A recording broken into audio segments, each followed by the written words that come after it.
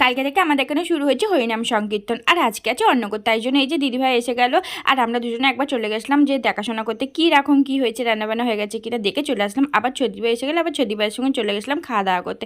আর আজকে মেনুতে ছিল ভাত, শুক্তো, মুগের ডাল, আলু পটলের তরকারি, চাটনি, পায়েস আর বোঁদে। আর প্রচুর মানুষ এখানে খাচ্ছিলো, প্রচণ্ড ভিড় হচ্ছিলো। আর আমরা তাড়াতাড়ি ফাঁকা ফাঁকা খেয়ে নিয়েছি, সবাই মিলে বসে বসে খাওয়া দাওয়া সেরে নিয়েছি।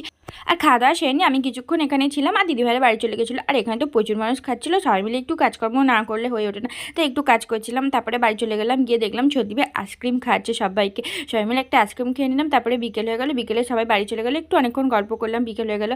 এখন বিকেলবেলা এই যে আমার যা দিদিভাই বাড়ি যাচ্ছে বা ছদিভাই বাড়ি যাচ্ছে। আর ছদিভাই স্কুটি নিয়ে এসেছিলো, আমার তো অনেক দিনের ইচ্ছা ছিল যে আমি একটু স্কুটি চালানো শিখবো। আর তাই ছদিভাই স্কুটিটা নিয়ে একটু চেষ্টা করলাম। আর পিছনে ভাগনা বসেছিলো, তাই না হলে আমার দ্বারা তো হতোই না, যাই হোক হয়তো একটু একটু পারলাম।